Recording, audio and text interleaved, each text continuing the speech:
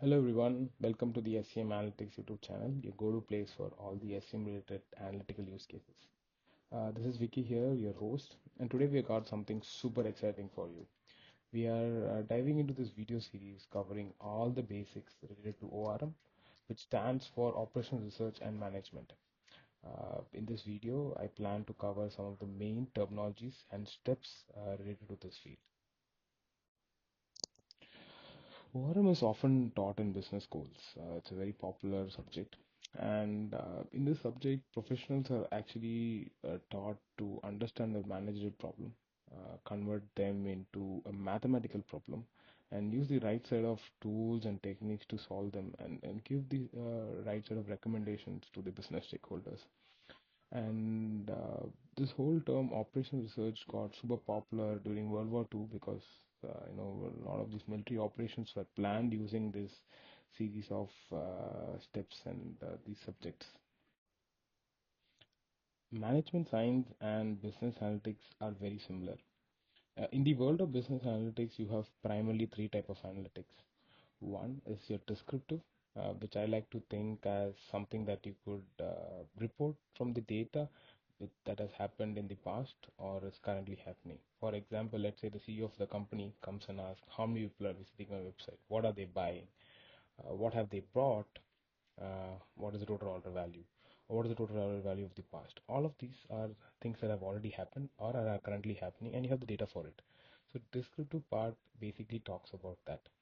The predictive part is where the CEO asks, what is going to be my sales for the next 6 months? How many users are likely to visit me in the next 2 months or for this particular campaign? All these things that are related to the future horizon, they come under the predictive part.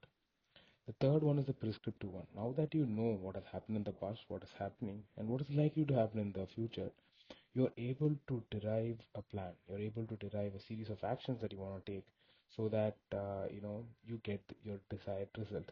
And this part is where you have a lot of optimization, and operation research primarily comes under this bracket of analytics. So what are the main steps involved in operations research and management problem statements? The first one is to understand the business problem and gather as much data as possible.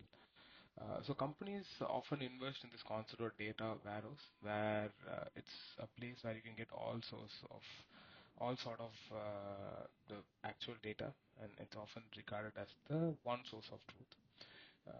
So you go to that place, get all sort of data that is possible. The second step is to create a mathematical model which represents this business problem, and then you solve them using a computer program, often languages like Python, GAMPS, and there are various other tools that are used. Even simple spreadsheets, which we'll see a lot in this channel, are being used to solve many business problems. The fourth step is to test the model, refine it, see how the kind of outputs are generated. Is the output in line with what the business stakeholders expect, when they want the output, what sort of outputs they want, at what level? All this discussion happens with the first iteration. We refine the model, and the fifth one is to generate this recommendation, show it to the management, see if they are convinced.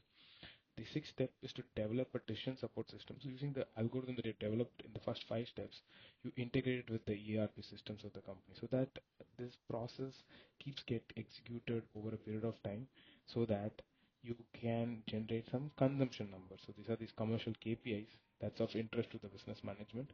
And you learn a lot of feedbacks through this process for the different recommendations that you give.